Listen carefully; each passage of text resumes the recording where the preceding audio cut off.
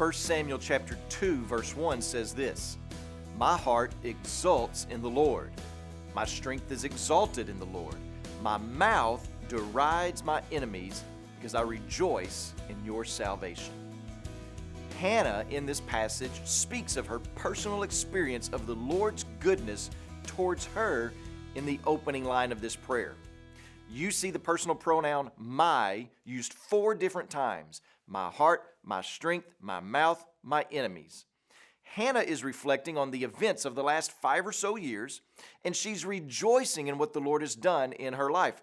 God saw her, heard her, and was faithful to His word to her, and now she rejoices.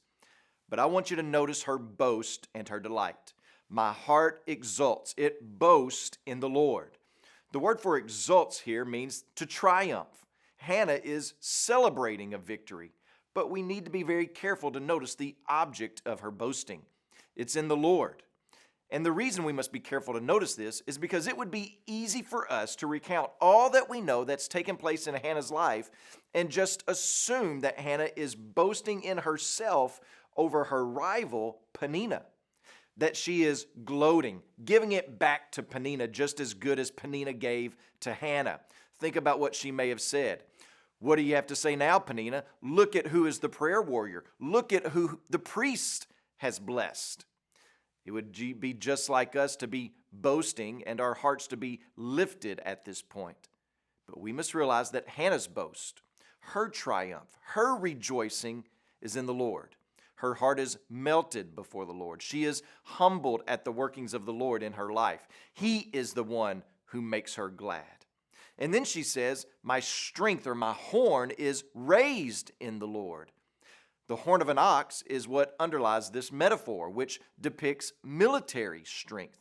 So think of a buck with a monster rack of horns and how that exudes strength and power. Or picture in your mind a rhinoceros with that large, protruding, intimidating horn on the front of his face, which is his weapon, his strength. The idiom, exalt the horn, signifies military victory, as one pastor says. In the ancient Near East, powerful warrior kings would sometimes compare themselves to a goring bull using its horns to kill its enemies. And Hannah views herself as having gained the victory in her struggle with Peninnah by means of the Lord's strength. It's God who has strengthened her or led her to walk with her head held high now, no longer consumed with shame. As we continue to read, we see that she says, my mouth derides my enemies because I rejoice in your salvation. Well, that's a strange phrase. There's no good way to effectively translate what the first part of that phrase means. My mouth derides my enemies. The word behind deride means to enlarge or widen out. And when I was first studying this phrase, I wondered if it couldn't mean something like this. The smile on my face drives my enemies mad because a smile widens out the face. That could be the case here, except the idea behind the mouth most likely has to do with words coming out of her mouth. So it's most likely her praise, her loud, full, joyful praise that she's talking about. When we savor the salvations and deliverances of the Lord, we use worship as a weapon against our enemies, which is part of its design.